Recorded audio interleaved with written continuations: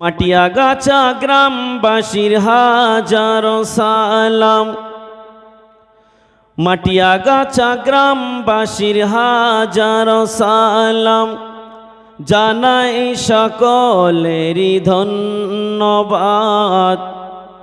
সাজিল ধরণী নবরূপে, বলুন সবাই জিন্দাবাদ। সাজিল ধরণী নবরূপে, বলুন সবাই জিন্দাবাদ। মাটিয়াগাছা গ্রামবাসীর হাজারো সালাম, জানাই সকলেরই ধন্যবাদ। সাজিল ধরণী নবরূপে, বলুন সবাই জিন্দাবাদ। যুবক জোয়ান বন্ধু মিলিয়া, যুবক জোয়ান বন্ধু মিলিয়া, গড়ল সুন্দর আয়োজন। শত বাধা বুকে রেখে এদিনকে করলো এরা স্মরণ। শত বাধা বুকে রেখে এদিনকে করলো এরা স্মরণ। মাটিয়াগাছা গ্রামবাসীর হাজারো সালাম, জানাই সকলেরই ধন্যবাদ। সাজিল ধরণী নবরূপে, বলুন সবাই জিন্দাবাদ। সবার অবদানে দেখো, সবার অবদানে দেখো, আজ খুশির জোয়ার বয়ে যায়। বৈশাখের ঝড় উঠল দেখো, সবার মনের কিনারায়। বৈশাখের ঝড় উঠল দেখো, সবার মনের কিনারায়। শীতের বেলায় খুশির পাবনে,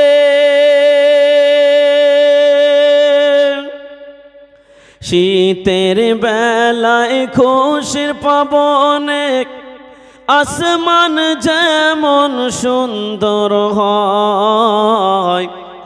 আর হিংসা বিদ্বেষ ভুলে সবাই এসেছে দেখো এই জলসায়। হিংসা বিদ্বেষ ভুলে সবাই এসেছে দেখো এই জলসায়। মাটিয়াগাছা গ্রামবাসীর হাজারো সালাম, জানাই সকলেরই ধন্যবাদ। সাজিল ধরণী নবরূপে, বলুন সবাই জিন্দাবাদ। আল্লাহুম্মা সাল্লি আলা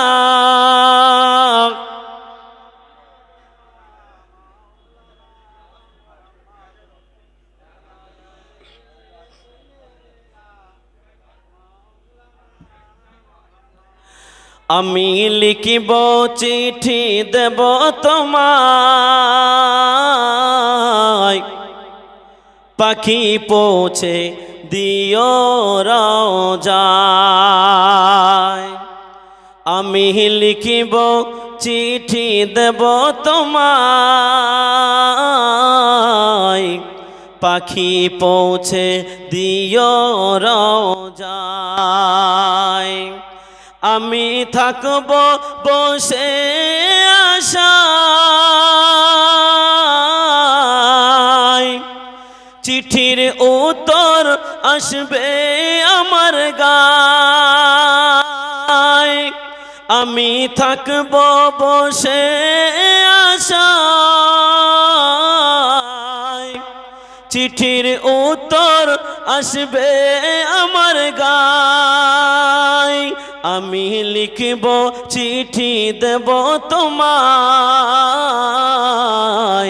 পাখি পৌঁছে দিও রওজায়। কবে আসবে মদিনার পয়গাম,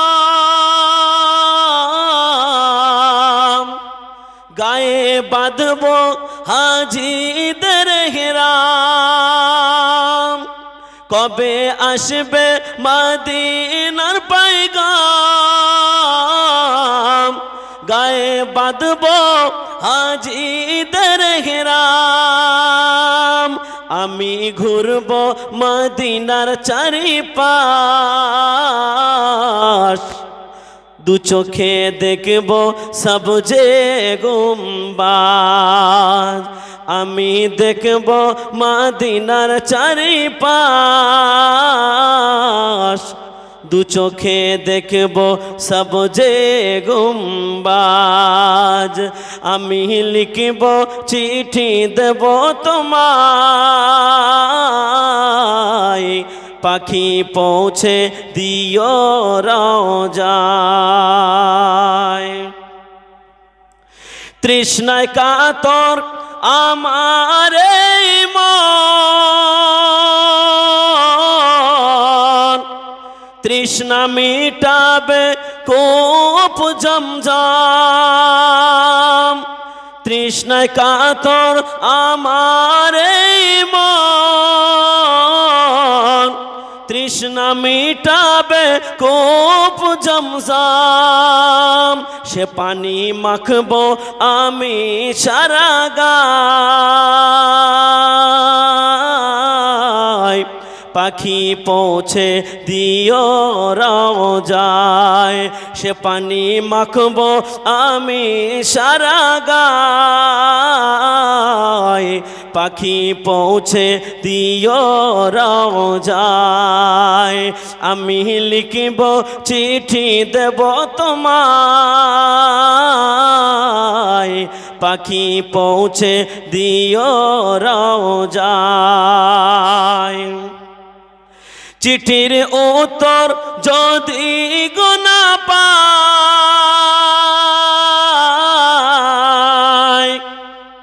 এ জীবন মরণ সবই যে বৃথায়। চিঠির উত্তর যদি গোনা পায়, এ জীবন মরণ সবই যে বৃথায়। যে প্রেমের চাদর অস্কুরনির গায়, সে প্রেম নসিব করো গো আমার। যে প্রেমের চাদর অস্কুরনির গায়, সে প্রেম নসিব করো গো আমার। আমি লিখব চিঠি দেব তোমায়, সে চিঠি পৌঁছে দিও রওজায়। আল্লাহুম্মা সাল্লি আলা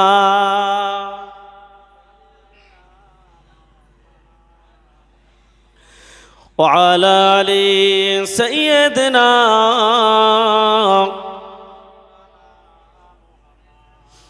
আলহামদুলিল্লাহ, সমস্ত প্রশংসা মহান স্রষ্টার দরবারে, যে আল্লাহ পাক আমাদেরকে বড় ভালোবেসে এত সুন্দর একটা মাহফিলে যে আল্লাহ বসবার মতো তৌফিক দিয়েছেন, সেই মহান স্রষ্টার দরবারে একবার ভক্তি ভরে শুকরিয়া জ্ঞাপন করে বলি আলহামদুলিল্লাহ। তারপরে জানাই, বিশ্ব বৈজ্ঞানিক হয়ে যার জন্ম, বিশ্ব ভ্রাতৃত্ব আনতে যার শুভ আগমন, সেই জগৎ বরণ্য বিশ্ব নেতা হজরতে মোহাম্মদ মুস্তাফা সাল্লাল্লাহু আলাইহি ওয়াসাল্লাম, তানার উপরে লাখো কোটি দরুদ শরীফ অবতীর্ণ হোক। আমরা সকলে একই সঙ্গে বলি সাল্লাল্লাহু আলাইহি ওয়াসাল্লাম।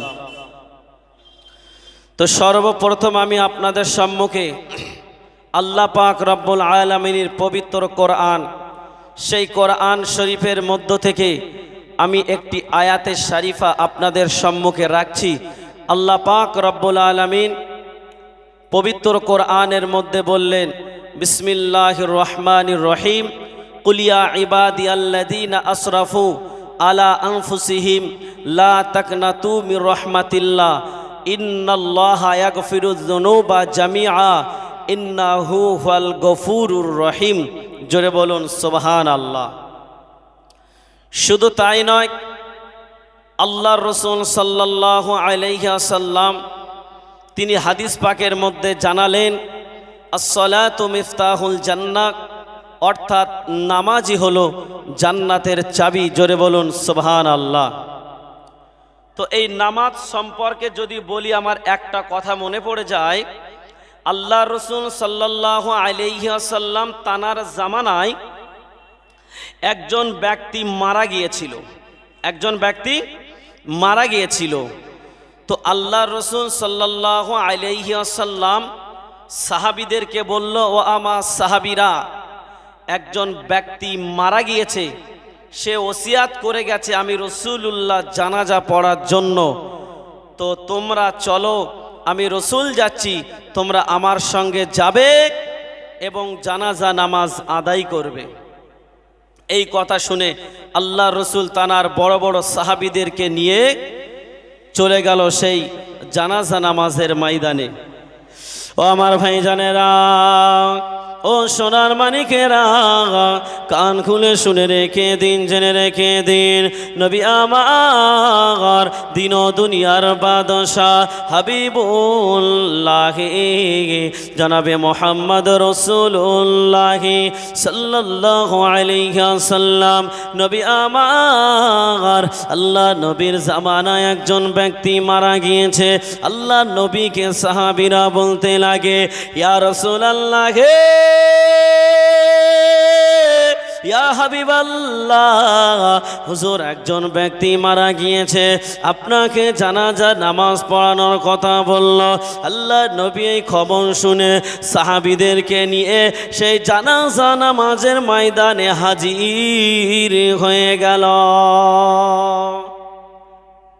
মাইকের সাউন্ডটা জানো বেশ ভালো লাগছে না? আপনি আছেন মাইকওয়ালা ভাই, আপনি একটু প্যান্ডেলে আসবেন। আল্লাহর নবী সাল্লাল্লাহু আলাইহি ওয়াসাল্লাম সাহাবীদেরকে নিয়ে সেই জানাজা নামাজের ময়দানে চলে গেল। ও আমার ভাইজানেরা, ও সোনার মানিকেরা, আল্লাহর নবী দিন ও দুনিয়ার বাদশাহ হাবিবুল্লাহ জনাবে মুহাম্মদ রাসূলুল্লাহ সাল্লাল্লাহু আলাইহি ওয়াসাল্লাম, নবী আমার যখন জানাজা নামাজের ময়দানে হাজির হয়ে গেল, দেখতে পাওয়া গেল বাবা, আল্লাহ নবী দেখতে পাচ্ছে যে মৃত ব্যক্তিটার জানাজা নামাজ পড়ানো হবে। ওই মৃত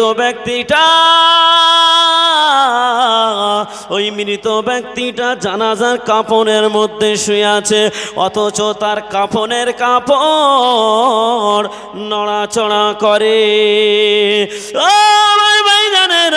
আল্লাহর নবী দেখতে পেল যখন জানাজা নামাজের ময়দানে কাফনটা নড়াচড়া করে, আল্লাহ নবী দেখতে পেয়ে অবাক হয়ে গেল, কি সর্বনাশ, মৃত ব্যক্তির জানাজা পড়তে আসলাম, কিন্তু মৃত ব্যক্তির কাফনের মধ্যে কি যেন নড়াচড়া করে। আল্লাহ নবী বলতে লাগলো, ও বাবা ছেলে, তুমি কাফনের কাপড়টা একটু সরিয়ে দাও, এই মৃত ব্যক্তির কাফনের মধ্যে কি নড়াচড়া করে আমি রাসূলুল্লাহ দেখতে চাই। বলছি দম টানতে কষ্ট হচ্ছে, একটু এটা বাড়িয়ে দেন না, পিশাকটা একটু তুলে দেন, হ্যাঁ আমার কষ্ট হচ্ছে, সাউন্ডটা ক্লিয়ার করেন, খুব লাফাচ্ছে। এদিকে খেয়াল করেন, আল্লাহর নবী সাল্লাল্লাহু আলাইহি ওয়াসাল্লাম তিনি সাহাবীদেরকে বলল, একটু কাফনের কাপড়টা সরাও, আমি একটু দেখব যে মৃত ব্যক্তির কাফনটা কিসের জন্য নড়াচড়া করছে। ও আমার ভাইরা, আল্লাহর নবী দিন দুনিয়ার বাদশা হাবিবুল্লাহে জনাবে মুহাম্মদ রাসূলুল্লাহ সাল্লাল্লাহু আলাইহি ওয়াসাল্লাম নবী আমার যখন কাফনের কাপড়টা সরাতে বলল, আল্লাহ নবী দেখতে পেল ওই মৃত ব্যক্তিটার কাফনের মধ্যে একটা সাপ সেই মৃত ব্যক্তির গায়ের গোশগুলো ছোবল মেরে মেরে তার গায়ের গোশগুলো খায়। সাউন্ড জড়িয়ে যাচ্ছে ভাই, ক্লিয়ার করো, সাউন্ডটা ক্লিয়ার করো। আল্লাহর নবী তিনি দেখতে পাচ্ছেন যে মৃত ব্যক্তিটার কাফন নড়াচড়া করছিল, দেখলো সাপ তার কাফনের মধ্যে ছোবল মারছে এবং তার গায়ের গোশগুলো ছিঁড়ে ছিঁড়ে ছিঁড়ে ছিঁড়ে খাচ্ছে।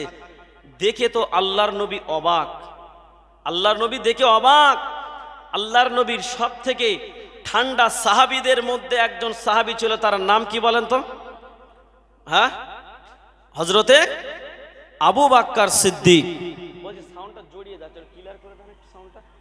হ্যাঁ কমিয়ে দেন, হ্যাঁ কমিয়ে দেন তো, অতিরিক্ত লাভ আছে। ঠিক আছে।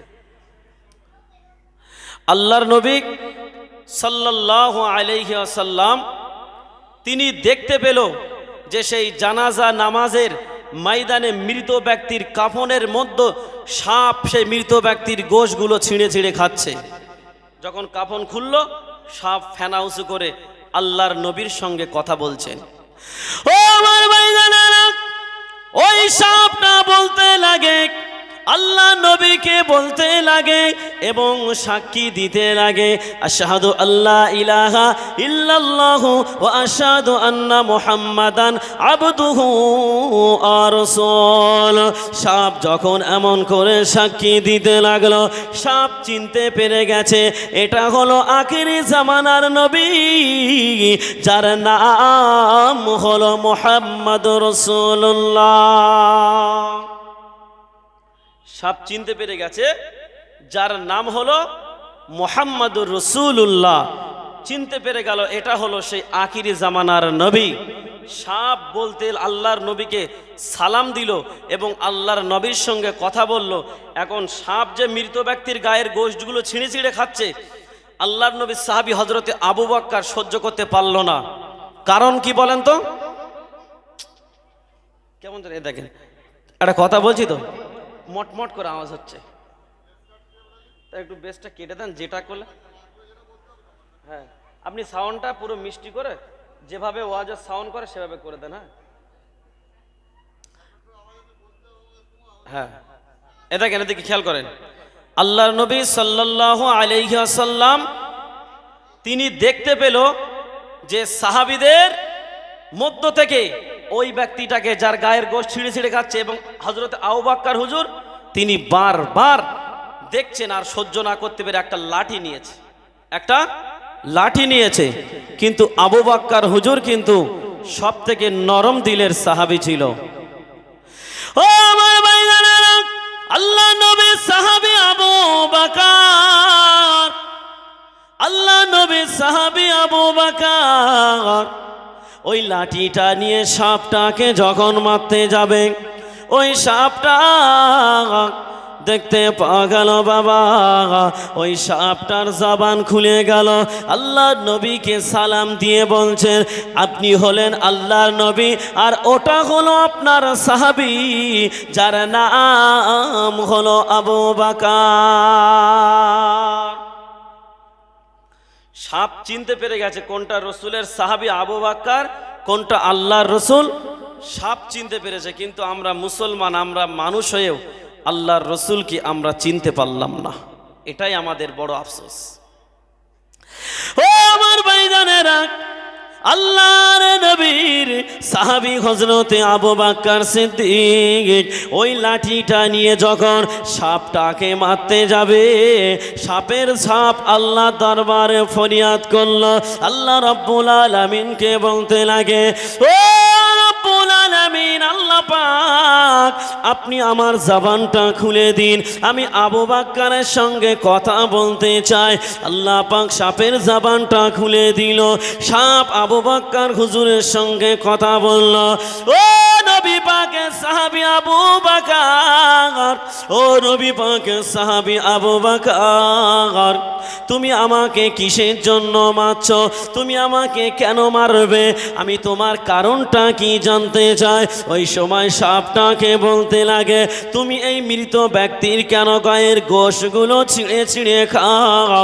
যে জানাজা নামাজের ময়দানে স্বয়ং আমার রাসূলুল্লাহ হাজির আছে, সেই নবীর সম্মুখে তুমি কেন তার গায়ের গোশ ছিঁড়ে ছিঁড়ে খাও? বলছে যে জানাজা নামাজের ময়দানে স্বয়ং রাসূলুল্লাহ আছে, সেই জানাজা নামাজের ময়দানে তুমি কেন? ওই মৃত ব্যক্তির এখনো জানাজা নামাজ হয়নি, এখনো কবরস্থ করা হয়নি, লাশটা তো মাটির উপরে আছে, তুমি তার গায়ের গোশগুলো কেন ছিঁড়ে ছিঁড়ে খাচ্ছ? ও আমার ভাইজানেরা, সাপ ওই সময় বলতে লাগে, ও নবী পাকের সাহাবী আবু বকর, তোমার সৃষ্টিকর্তা যে আল্লাহ, আমার সৃষ্টিকর্তা সে আল্লাহ, ওই আল্লাহ পাকের হুকুম তুমি যেমন এড়ানোর তোমার ক্ষমতা নাই, ওই আল্লাহর হুকুম এড়ানোর মতো আমার ক্ষমতা নাই। ওই আল্লাহ পাক আমাকে পাঠিয়েছে ওই মৃত ব্যক্তির গায়ের গোশগুলো ছিঁড়ে ছিঁড়ে খাওয়ার জন্য। আমি আমার পেটের ক্ষুধা নিবারণ করার জন্য খাই না, আমি আমার ক্ষুধা জ্বালা যন্ত্রণা মিটানোর জন্য খাই না। ও নবী পাকের সাহাবী আবু বকর, তুমি শুনে রেখে দাও, জেনে রেখে দাও, আমি শুধু এই মৃত ব্যক্তির গায়ের গোশগুলো আজ খাবো তা নয়, ওর কবরস্থ করবে, কবরের মধ্যে গিয়ে তার গায়ের গোশগুলো ছিঁড়ে ছিঁড়ে খাবো। শুধু তাই না, তার গায়ের গোশগুলো আজ থেকে কিয়ামত পর্যন্ত এর গায়ের গোশ ছিঁড়ে ছিঁড়ে খাবো।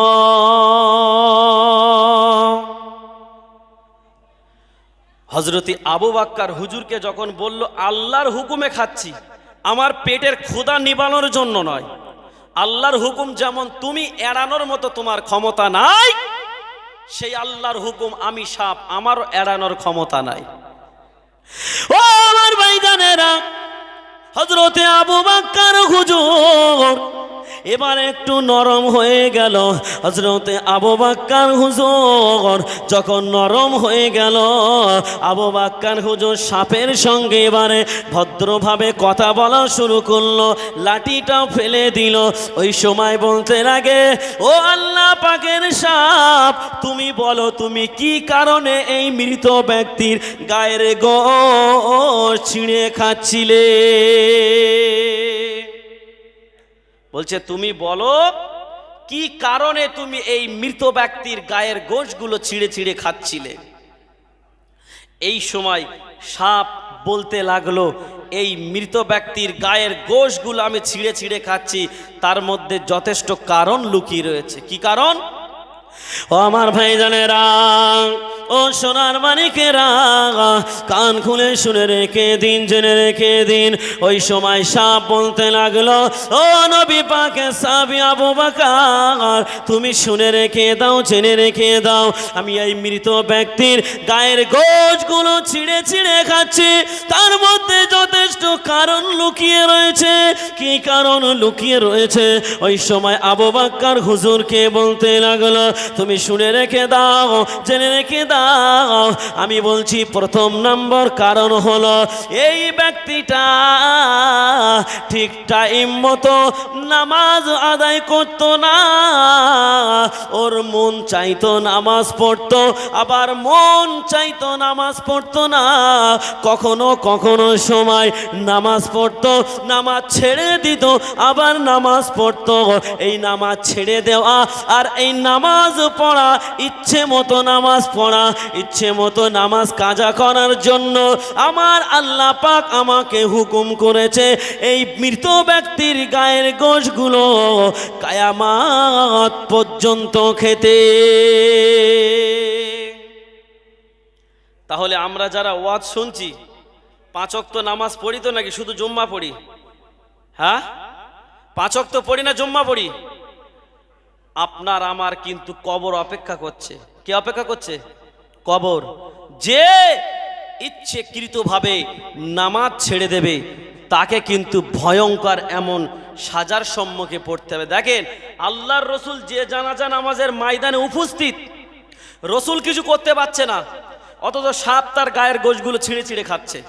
আর আপনি আমি কোথাকার কে আমরা ভাতে দে, আমরা মনে করি যে জান্নাতের টিকিট মনে হয় আমরা পেয়ে গেছি, নামাজ পড়ার দরকার নাই। কিন্তু তার প্রথম নম্বর কারণ কি বলছে প্রথম নম্বর কারণ হলো ও ইচ্ছে মতো নামাজ পড়তো, মন চাই নামাজ পড়ে, মন না চাই নামাজ পড়ে না। ওই নামাজ ইচ্ছে মতো পড়ার কারণে আল্লাহ পাক আমাকে বলেছে এর গায়ের গোশগুলো কিয়ামত পর্যন্ত ছিঁড়ে ছিঁড়ে খেতে। ও আমার ভাইজানেরা, হযরত আবু বকর হুজুর সাপকে বলতে লাগলো, আর কোন কোন কারণে তুমি এই মৃত ব্যক্তির গায়ের গোশগুলো খাচ্ছ? ওই সময় সাপ বলতে লাগে, ও আল্লাহ পাকের নবীর সাহাবী আবু বকর, তুমি শুনে রেখে দাও, জেনে রেখে দাও, এই ব্যক্তিটার দ্বিতীয় নম্বর কারণ হলো আমার আল্লাহ পাক এই ব্যক্তিটার টাকা পয়সা দিয়েছিল, ধন দৌলত দিয়েছিল, অথচ এই ব্যক্তিটা যাকাত দিত না। যাকাত না দেওয়ার কারণে আমার আল্লাহ পাক আমাকে হুকুম করে দিয়েছে, আমার আল্লাহ পাক আমাকে অর্ডার করেছে এই মৃত ব্যক্তির গায়ের গোশগুলো আজ থেকে নিয়ে কিয়ামত পর্যন্ত খেতে। আজ সমাজের বুকে দেখা যায় অনেক ধনী ব্যক্তি আছে, আল্লাহ টাকা পয়সা দিয়েছে, অথচ এই ব্যক্তিটা যাকাত দেয় না। টাকা পয়সা আছে, ধন দৌলত আছে, কিন্তু যাকাত দেয় না। মনে করে কি বলেন তো, আমি কষ্ট করে ইনকাম করেছি, আবার যাকাত দেব কিসের জন্য? যাকাতটা হলো আপনার টাকার ময়লা, ওই ময়লা যদি না বার করেন ওই টাকাটা আপনার জন্য শুদ্ধ হলো না। আপনার জামা কাপড়ে যদি নোংরা লেগে যায়, সেটা যদি পাক না করেন, সেই জামাটা পরাটা যেমন আপনার জন্য অসম্ভব, ঠিক আপনি যাকাত না দিলে আপনার টাকাটা পরিষ্কার হওয়াটাও অসম্ভব। ও আমার ভাইজানেরা, ও সোনার মানিকেরা, কান খুলে শুনে রেখে দিন, জেনে রেখে দিন। ওই সময় আবু বকর সিদ্দিক আবার বলতে লাগলো, ও আল্লাহ পাকের সাপ, তৃতীয় নম্বর কারণটা কি আমি জানতে চাই। ওই সময় সাপ বলতে লাগলো, ও নবী পাকের সাহাবী আবু বকর, তৃতীয় নম্বর কারণ আমি তোমাকে জানিয়ে দিলাম। তৃতীয় নম্বর কারণ হলো এই ব্যক্তিটা আলেম ওলামার কথা শুনতো, কিন্তু আলেম ওলামার কথা শুনে আলেম ওলামার সম্মান করত না, আলেম ওলামার কথা তারা মানত না। ও নবী পাকের সাহাবী আবু বকর, ওই কারণে আমার আল্লাহ পাক আমাকে বলেছে এর গায়ের গোশগুলো আজ থেকে কিয়ামত পর্যন্ত খেতে। তাহলে আমরা যারা ওয়াজ শুনছি, আলেম ওলামার আমরা সম্মান করি তো নাকি? বলেন, আলেম ওলামার সম্মান করলে আলেম ওলামা যেটা বলে সেটা আপনাকে মানতে হবে। কি মানবো তো নাকি? বলেন মানবো ইনশাল্লাহ। কিন্তু ওয়াজ শেষ হয়ে গেলে যেমন ছিলাম তেমন থাকবো। ওয়াজ শেষ তো জৈসা থা वैसा ही रहेगा, जैसा था वैसा ही रहेगा, कोई चेंज ना होना पड़ेगा। ঠিক কি না? চেঞ্জ হওয়ার কোনো প্রয়োজন নাই। ওই জন্য আমি আপনাদেরকে বলবো, খবরদার, আজ থেকে আমরা পরিবর্তন হয়ে যাব। আর যদি পরিবর্তন না